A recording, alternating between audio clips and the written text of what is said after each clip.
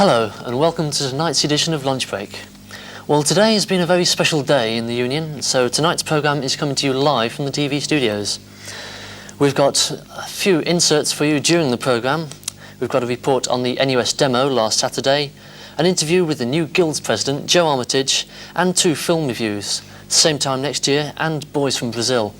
But this lunchtime was the UGM which announced the election results for this year, and Chris Fox was elected as next year's President of the Union.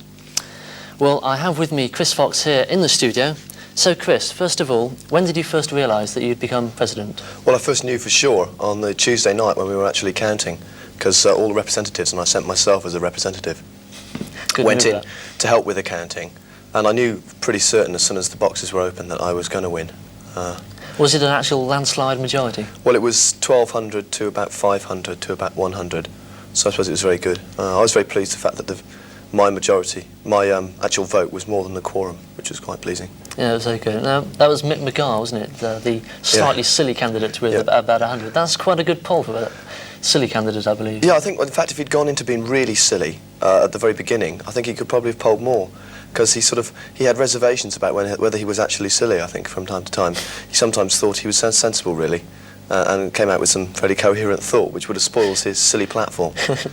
Yes. Well, yourself, you had a very a very sure campaign. Were you very pleased with the way that it went? Yeah, I was very pleased with the angle that people... It's obvious people don't want a political president next year. I was pleased with the way the campaign was run, especially with all the help I got from everybody. I'd like to take this opportunity to thank everybody who did help me. There were obviously a lot of people helping you with all the posters and publicity and everything that was going around. Well, what do you think really did help your voting popularity then?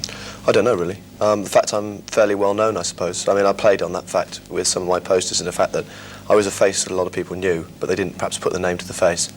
So I played on that, really, I suppose. I don't know, really. It's just, I suppose it happens if you're lucky at the time. You mentioned that some people are obviously looking for a non-political person. Do you think you stressed that point particularly? Well, yeah, I didn't overstress it, I hope, because I didn't like people to think I wasn't going to do anything at all political, because if there's anything that concerns students that is political, I won't be afraid to muck in there and, start doing something. I'm not a social president. I won't be a social president. I think anybody who wanted a social president is going to be disappointed. Yes. Well, you did in fact have a rather interesting little motive throughout it, the penny farthing. Where did you get that from? Well, I used it last year for my RCS Union presidential election, and it's from the series called The Prisoner, when they're running around trying to find who is number 1 and all this sort of stuff, you see. So it was a play on the fact of being number 1 to vote. You had to vote with a 1. And also it's nice for a campaign to have a motif. And everybody remembered it from last year, even though nobody understood it. But if people don't understand it, then they're going to come and ask you and why, and then you can start. So it's a way of introduction, really. Yes, yeah. Oh, very nice continuation. Well, we're going to be seeing a bit more of Chris later on and talking about his plans for the future. But as you know, recently NUS have been campaigning for higher grants for our students. Last Saturday they held a rally in London, and here with a Rove report now is Adrian Jeekins.